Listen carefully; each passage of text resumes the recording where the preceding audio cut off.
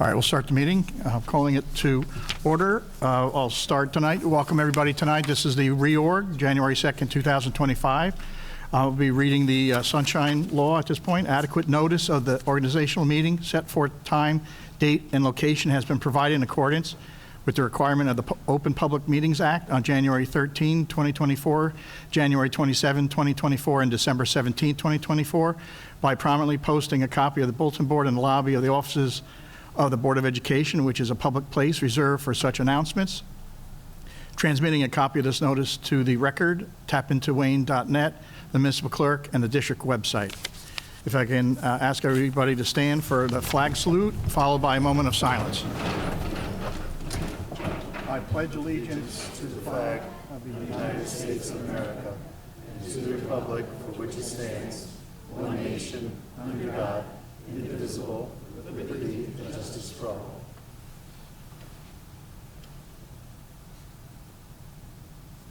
Thank you.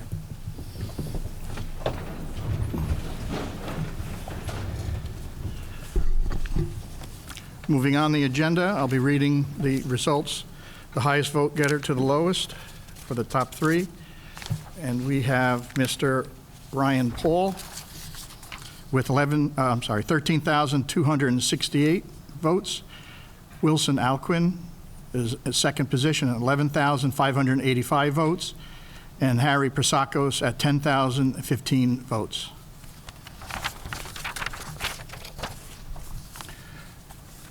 At this point of the agenda, what I'll do is I'll be calling the three individuals that will be seated again tonight. We'll start out alphabetically by last names. Wilson Alquin will be first. I'll ask his family and friends to join him at the front of the chamber, and I'll swear him in.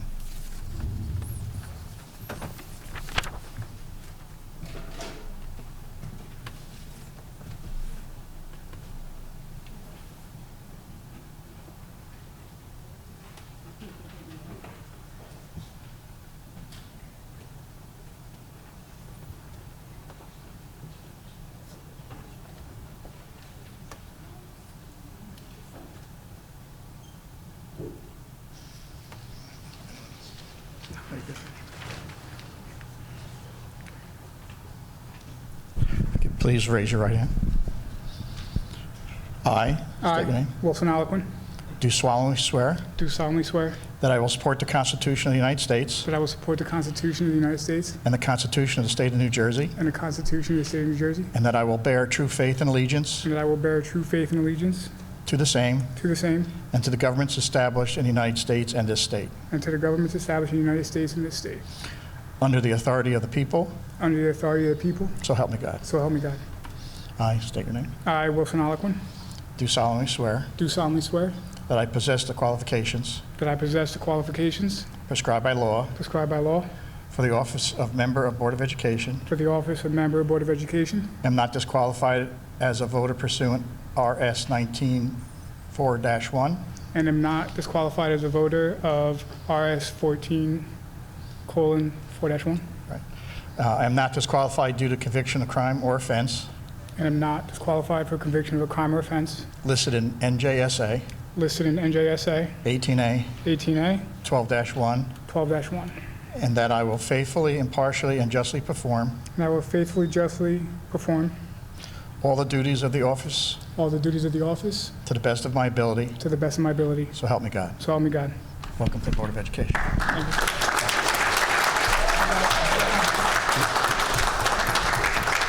Anyone take a picture? You have to stand here for a picture. Yeah, guys, want to take a picture? Want to take one quick picture?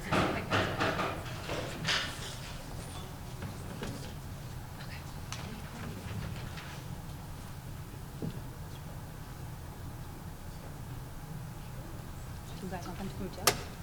Okay, you're good. All right. Come on, guys. Mr. Ryan Paul.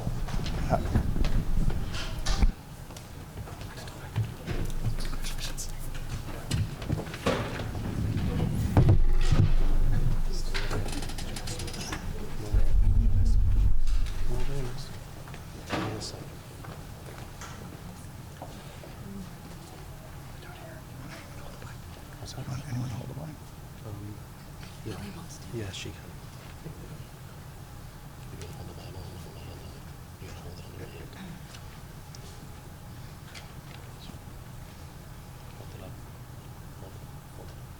Stand over there, maybe. That'd be better.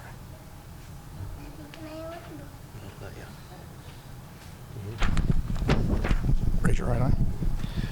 I state your name. I, Ryan Paul, Do solemnly swear do solemnly swear that I will support the Constitution of the United States that I will support the Constitution of the United States and the Constitution of the Constitution of the State of New Jersey, and the Constitution of the State of New Jersey, and that I will bear true faith and allegiance and that I will bear true faith and allegiance to the same to the same and to the governments established in the United States and to the governments established in the United States and this state and this state under the authority of the people, under the authority of the people, so help me God. so help me God. I I, Ryan Paul, do solemnly swear do solemnly swear that I possess the qualifications that I possess the qualifications prescribed by law prescribed by law for the office of member of the Board of Education, for office of member of Board of Education. am not disqualified as a voter I'm not disqualified as a voter pursuant to RS 19-4-1, pursuant to RS 19-4-1. am not disqualified due to conviction of a crime or offense I'm not disqualified due to conviction of a crime or offense listed in NJSA listed in NJSA 18A 18A 12-1, 12-1, and that I will faithfully, and that I will faithfully, impartially, impartially, and justly perform and justly perform all the duties of that office all the duties of that office according to the best of my ability. according to the best of my ability. So help me God. So help me God. Welcome. Thank you.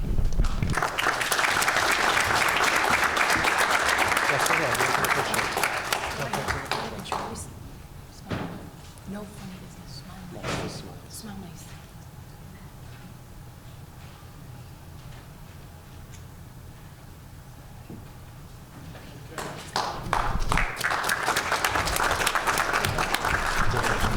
Mr. Prasakos.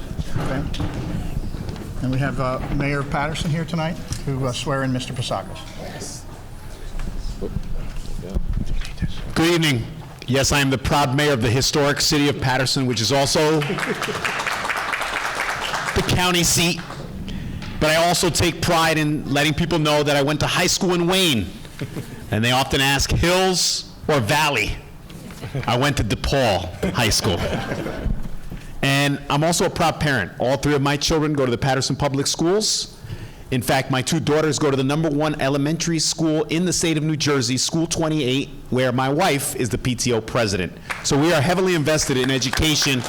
And Mr. Moffitt knows me because he met me 20 years ago when I was on the Patterson Board of Education.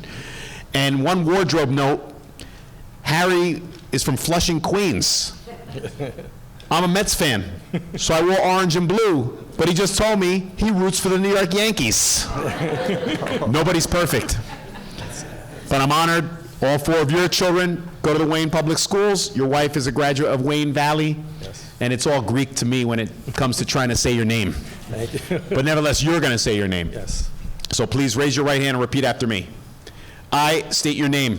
I, Haralambos Prasakos, Do solemnly swear do solemnly swear that I will support the Constitution that I will support the Constitution of the United States of the United States and the Constitution and the Constitution of the State of New Jersey, of the State of New Jersey, and that I will bear true faith and that I will bear true faith and allegiance and allegiance to the same to the same and to the governments and to the governments established in the United States established in the United States and in this state and in this state, under the authority of the people. under the authority of the people. So help me God. So help me God. I state your name. I, Haralambos Prasakos, Do solemnly swear do solemnly swear that I possess the qualifications that I possess the qualifications prescribed by law prescribed by law for the office of for the office of member of a Board of Education, member of a Board of Education, and I am not disqualified and I am not disqualified as a voter as a voter pursuant to pursuant to RS RS 19:4-1, 19:4-1, and I am not disqualified and I am not disqualified due to conviction of a crime due to conviction of a crime or offense or offense listed in listed in NJSA NJSA 18A 18A:12-1, 12-1, and that I will faithfully,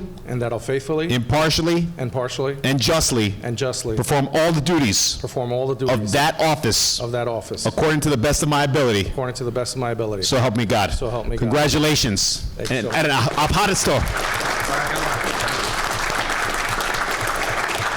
job. Good job. You did a good job. Congratulations. You guys want to take a picture? Let's do it. Yeah.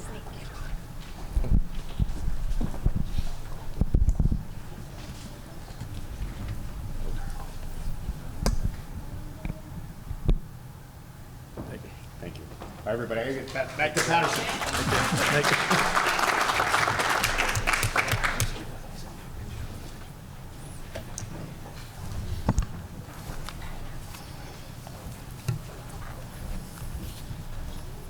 Next on the agenda, I'll call roll for the new Board of Education.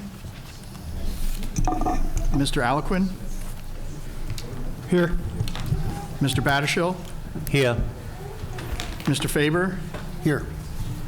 Mr. Giordano? Here. Mrs. Lamandry? Here. Mr. Paul? Here. Mr. Pavlak? Here. Mr. Prasakos? Present. And Mrs. Rigoloso. Here.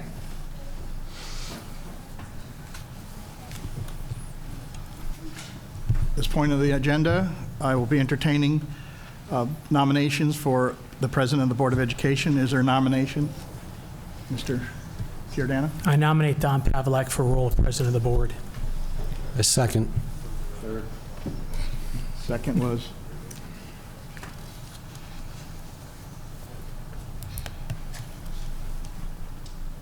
Any other nominations from the floor? Seeing none, I'll close nominations and call roll. I'll call roll. We could do by ballot, but since there's only one, I think I'll just, it's appropriate just to call roll. Is that acceptable? Mr. Alaquin? Yes. Mr. Battershall? No. Mr. Faber? Yes. Mr. Giordano? Yes. Mrs. Lamandry? Yes. Mr. Paul? Yes. Mr. Pavlak? Yes. Mr. Prasakos? Yes.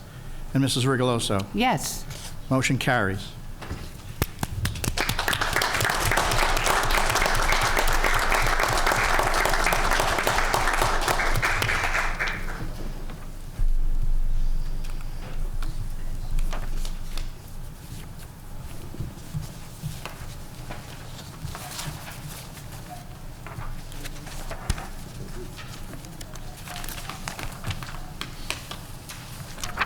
At this time, I'll accept nominations for Vice President. Mrs. Lamandry. I nominate Barbara Rigoloso. Second. I'll nominate Mr. Giordano. Second. Any other nominations? Seeing none,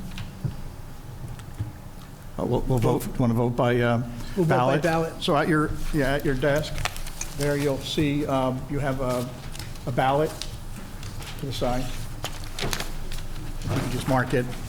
Since we have two, you can just indicate who you are voting for and sign the bottom of the form, please.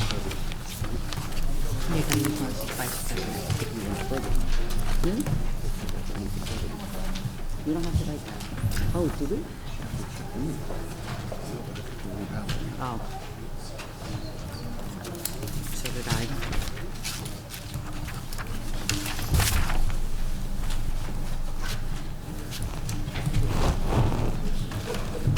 There are two ballots, one for the president. We have a ballot for the vice president. You can use that one.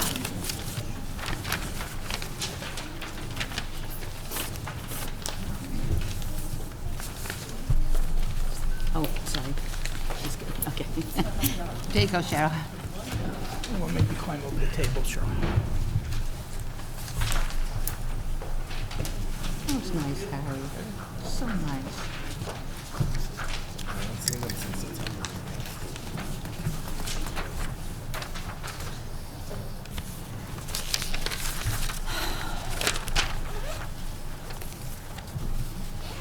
First ballot is cast for Mrs. Rigoloso.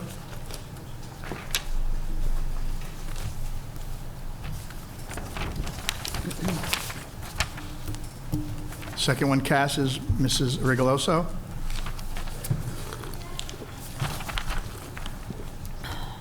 Next one is Mrs. Rigoloso.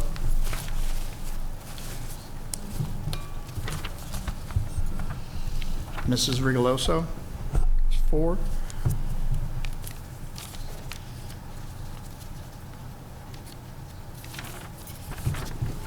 Mrs. Rigoloso.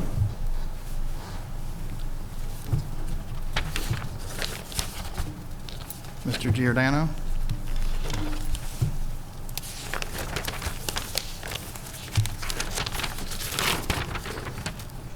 Mr. Giordano.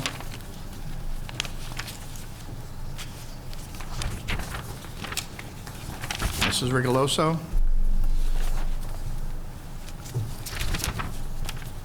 And the last one is Mrs. Rigoloso. So I have a count of 7 for Mrs. Rigoloso and 2 for Mr. Giordano. Congratulations.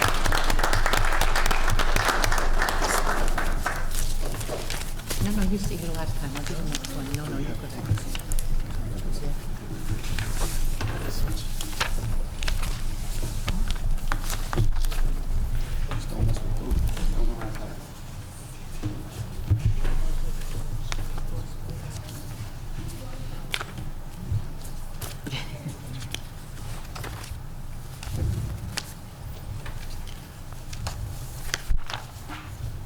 All right, this time I'll call on our board attorney, Mr. Geppert, to provide us with a short presentation on Code of Ethics. We'll be doing a Reader's Digest version this evening, and we will be hosting a retreat at sometime in January for Mr. Geppert to go more in depth into. For anyone who would like to leave, you're good. Thank you all for coming. Bye, Sandy. Okay, well, thank you very much, Don. I want to begin by congratulating Ryan and Wilson and Harry on your elections. That's great, and congratulate you, Don, and Barbara on your elections as well. I am going to be very brief this evening. It's not just because Notre Dame's playing right now, but we'll cover this. And we promise not to tell you the score. Okay. So anyway, I have given you a 50-page document that you're welcome to look at your leisure. It has a lot of valuable information. Tonight, we're going to only concentrate on the Code of Ethics, pages 7 through 16. So I can move you to that pretty quickly. A couple things I want to just point out before we get going too far. One, I want you to be aware there is a School Ethics Commission in Trenton. Anyone can file a complaint against a board member. The commission has the power to give you a reprimand, a censure, suspension, or actually removal from the board. So it's serious business, and that's part of why there is a state requirement in the statute that we spend a little time each year discussing this, and that's what we're fulfilling tonight. So just turning to page 7, I want to start out with subsection A here. And this is the first point. As you know, the Code of Ethics lays out things that you have to do. We also have statutes that have inconsistent interests. You can't act contrary to what is something that might be in your personal interest in that. We're not going to cover those areas tonight, but they are in the information, and we'll cover those in more detail later. But starting out with A, this says, I will uphold and enforce all laws, rules, and regulations of the State Board of Education and court orders pertaining to schools. Desired changes shall be brought about only through legal and ethical procedures. So for each of these items, I've also given you a case to give you an example of it. The Holstein case is listed here. This held that a board member did violate this section when they voted on a resolution to send district students to the former receiving district, despite the fact the commissioner had severed the relationship, and they also violated 2 Department of Education directives. So the main point here is with the first one, follow the law. If you have court orders, if you have directives, then follow that or you're going to get yourself in trouble. Turning to page 8, number B, I will make decisions in terms of the educational welfare of children and will seek to develop and maintain public schools that meet the individual needs of all children regardless of their ability, race, creed, sex, or social standing. This one is very clear. This says do not discriminate on any of those bases. For that reason, there are very few cases. The only one here that really could be cited is one that found that they did not violate the section, where a board member made remarks that a public commenter was delusional and had a mental condition. So we have that situation there. Turning to page 9C, very important. I will confine my board action to policy making, planning, and appraisal, and I will help to frame policies and plans only after the board has consulted those who will be affected by them. So the idea here of being in touch with people who are knowledgeable about what's going on. The advisory opinion here dealt with a DARE program officer. He did daily safety checks in the schools, handled matters involving juveniles, and was a board member. They found he would be acting beyond the scope of his authority if he were to maintain both positions. So they took him out of that position there. Turning to page 10D, another important provision, I will carry out my responsibility not to administer the schools. So once again, the key point there, not to administer the schools, but together with my fellow board members to see that they are well run. So you have the responsibility to the voters to make sure that the schools are well run, but your job is not to administer the schools. An example here, the Delberry case out of Sussex County, a board member did violate this section when they bypassed the superintendent and demanded information directly from a district supervisor. The board member was censured. So that's an important point too. And if anyone has any questions, feel free to ask. So we'll see from there. Next page, number E. I will recognize that authority rests with the Board of Education and will make no personal promises nor take any private action that may compromise the board. So a couple of important points here. One, this isn't just a solo show. That a Board of Education is elected by the members of the community to represent the school district, and you act as a board. So the idea is that you work together as a board and you don't take personal promises or private action that might compromise the board. So that key phrase, compromise the board. Here in the Cheng case that we cite, one of the board members unilaterally issued a rice notice to the BA without notice to the board or the superintendent, and they ended up finding them to be in violation of that action there. So you need to be careful. Turning to the next page, subsection F. I will refuse to surrender my independent judgment to special interest or partisan political groups, or to use the schools for personal gain or for the gain of friends. So I underline here the idea you don't use the schools for your own personal gain or for the gain of your friends. This is an area where people can get into trouble. In this case here, out of Elmwood Park, they determined that the board member did not violate this section when they wrote an article in support of candidates for the Board of Ed. It was alleged the board member used her position to write an article in the paper to sway the vote in the incumbent board member's favor. Commission found the code was not violated because the article was written as a private citizen, not as a member of the board. It further found it was not violated because there were no facts alleged in the complaint showing that they surrendered their independent judgment to special interest or partisan political groups.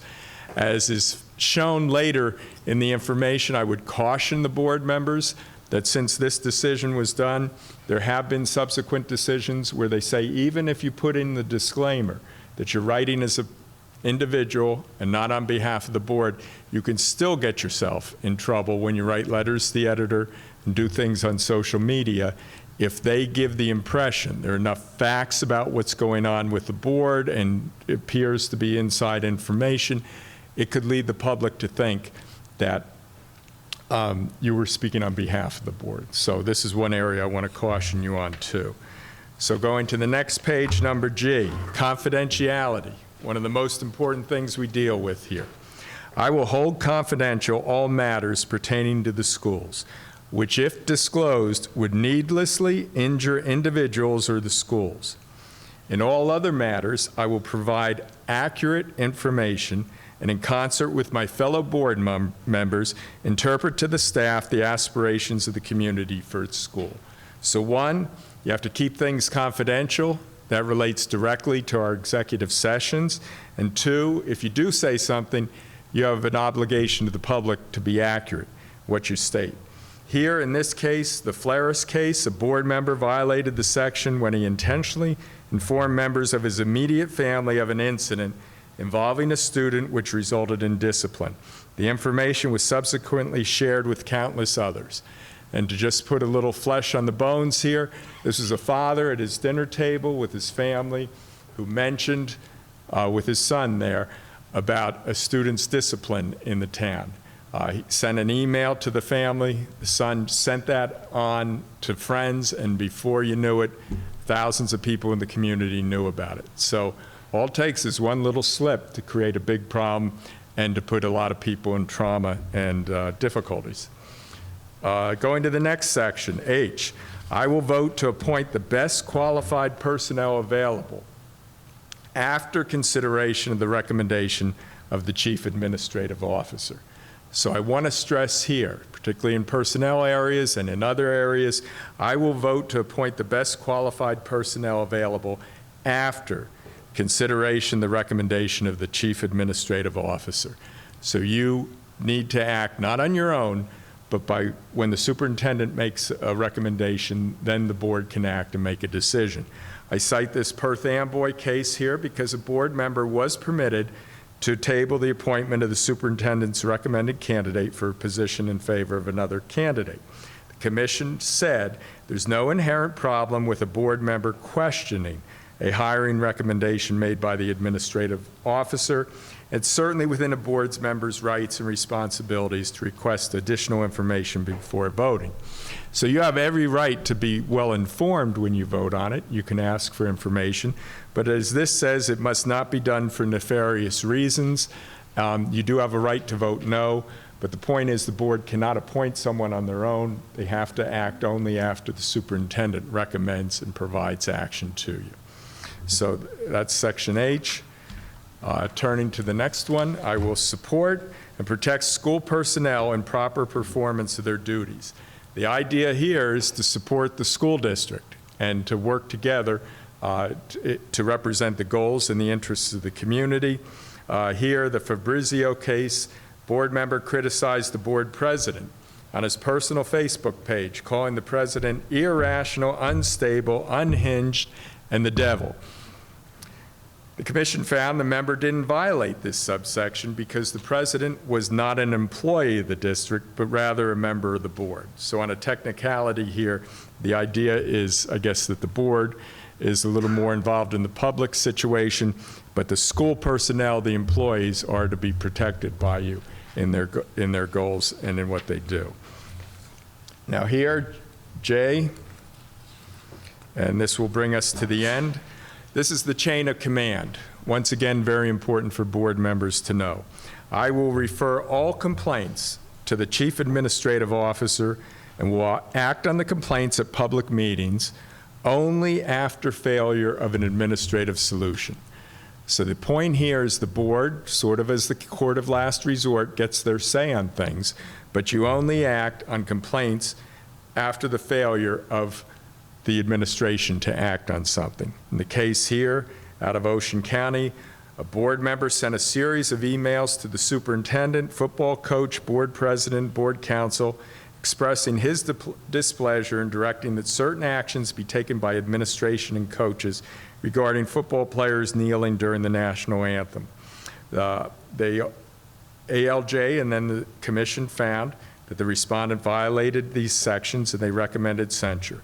The commission agreed that in demanding statements from coaches, faculty, board member, attempted to conduct an investigation before any administrative action was taken, thereby improperly administering the schools. So the idea there, you get comments from the public, you have things that you have to deal with, go to the administration first, give them the opportunity to resolve it at the lowest level. If they can't, then eventually it works its way up the chain of command to the board. You're the court of last resort with the school district, and things work from there. As I said, there's a great deal of other information. I think we'll revisit it, as Don said, at a future meeting, and we can get into this in a little more detail. I'm available at any time to answer any of your questions in this area. Once again, I want to thank you for doing your service to the community by being a board member. You do a great deal of work here as volunteers and really carry the load on your backs. So thank you. Have a nice day. Thank you, Mr. Gephardt. Mr. Moffett, revisions to the agenda? I have none. Okay, that's a change. At this time, we'll open the meeting to the public on agenda items only. This portion of the meeting is open to citizens for comment on agenda items and general items. Residents are to state their name, address, and subject matter. Comments may be limited to 3 minutes per person. Members of the public are discouraged from speaking negatively about an employee or a student. The board bears no responsibilities for comments made by the public. Comments regarding employees or students cannot be legally responded to by the board. Other comments may be responded to tonight or at a subsequent meeting under old business. Do I have a mover? Mr. Battershield? Mrs. Rigoloso? Anyone from the public wishing to speak on agenda items? Agenda.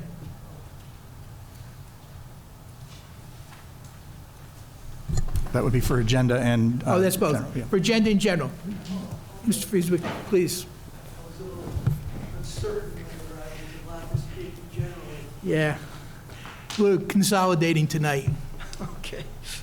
Mr. Frieswick, you look great. Oh, thank For you. what you've gone through over the last month or so. I really have to say, I'm glad to see you back here and glad that your health is well. I appreciate it. I'm still recovering from the stroke that I experienced on November 5th, but I'm coming along pretty well. Thank you. You look great. I just wanted to raise a point.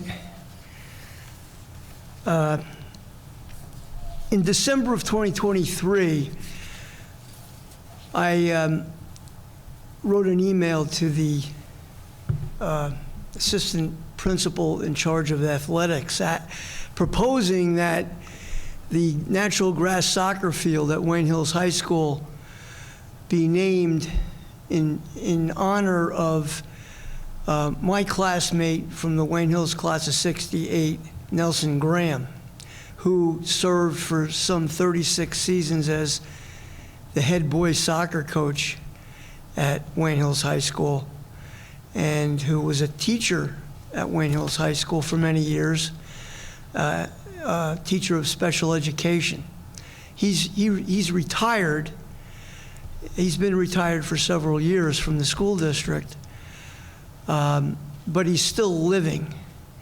And I found out from the superintendent in about April of last year that there's a board policy against naming school facilities in honor of living persons. You have to be deceased to before the board will name a school facility in your name. So in response to that knowledge, I asked the board to amend its policy.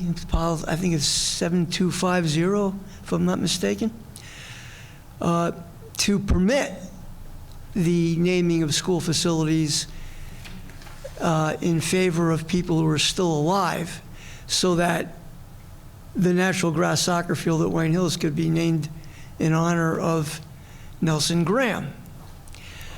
And I know we have a new board member, Mr. Aliquin, and who replaced Mrs. Wentick. And so we have a new board member, and I was just wondering who's on the policy committee, who's the chairman, who are the members, and is that the proper procedure? That last year it was this issue was referred to the policy committee. And I was just wondering whether that's the current procedure for getting a board policy amended. And I would like to ask the board and the board policy committee to please recommend that the full board amend its its policy so that this particular school facility can be named in honor of Nelson Graham. Thank you for your consideration. Thank you, sir. Anyone else from the public wishing to speak on any items or general items? Seeing no one, move to close. Mr. Faber, Mrs. Lemandry. I'll take a mover for the agenda. Mr. Paul, Mr. Battershill. Any discussion on the agenda? Seeing none, roll call, please. Mr. Alaquin, Abstain. Mr. Battershill, Yes. Mr. Faber, Yes. Mr. Giordano, Yes. Mrs. Lemandry, Mr. Paul, Yes. Mr. Pavlak, Yes. Mr. Prasakos, Yes. and Mrs. Rigoloso. Yes. Motion carries. Any old business? New business? At this time, we will be going to executive session in a minute. I'd just like to make a comment or two. I thank you for the honor of re-electing me as president. I want to express my heartfelt gratitude to each and every one of you for placing your confidence in me. This opportunity to serve again is not one I take lightly, and particularly as we stand at the threshold of what will be undoubtedly a transformative and challenging year for our district. The work before us is complex, but it is also an extraordinary opportunity to shape the future of our schools in a way that will profoundly impact generations of students. Among our top priorities will be selecting a new superintendent, an individual who will guide this district, inspire our staff, and set a vision for the students' success. This decision is not merely administrative, it's foundational. It will shape the culture, direction, and aspirations of our schools for years to come. Together, we must ensure our selection process is thoughtful, inclusive, and aligned with the values and goals of our community. Simultaneously, we must address the pressing realities that are facing our district. Our student population continues to grow, stretching the limits of our aging buildings and infrastructure. These challenges demand a creative solution that not only meet the immediate needs of our schools, but also prepares us for sustained growth in the years ahead. It will require us to think strategically and act decisively to modernize our facilities and create spaces for both teaching and learning can occur. Equally critical is our commitment to retaining and supporting our exceptional teachers and staff. They're the backbone of our district, and their dedication to our students inspires all of us. We must ensure that our schools remain a place where educators feel valued, respected, and empowered to succeed. This includes providing a safe and supportive environment that enables them to focus on what they do best, nurturing and educating our students. Constraints of 2% budget caps and other financial pressures which will challenge us to be both innovative and disciplined, finding ways to maximize resources without compromising the quality of education we provide. I believe, however, that within every challenge, there lies opportunity. The board is made up of diverse individuals, each bringing unique strengths, perspectives, and experience to the table. If we approach this year with the spirit of unity, collaboration, and setting aside personal differences for the greater good, there is no obstacle we cannot overcome. Let us rise above division and focus on our shared mission, delivering the best possible education for every student in our care. I urge us to keep the vision of our district firmly in focus, to act with integrity and foresight, and to embrace the weight of our responsibilities with determination and optimism. This decision we make this year will echo far into the future, shaping not only the district's financial stability, but also the educational legacy. These are not burdens, they're privileges. We have the opportunity to leave a lasting positive impact on our schools, our students, and our community. Together, I'm confident that we can turn challenges into achievements and build the future that all of us will be proud of to have played a role in creating. Thank you for your trust and dedication to this critical work. I look forward to working with everybody and in facing these challenges head-on.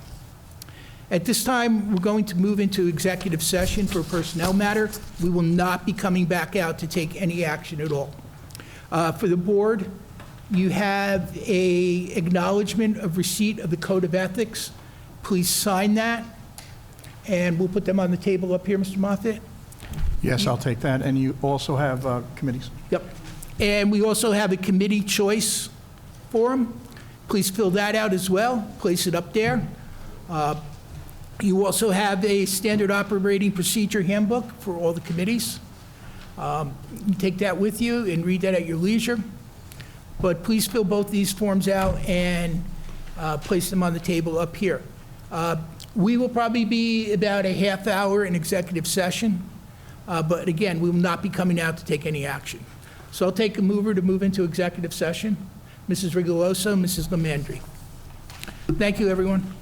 And welcome to our new board members and our returning board members.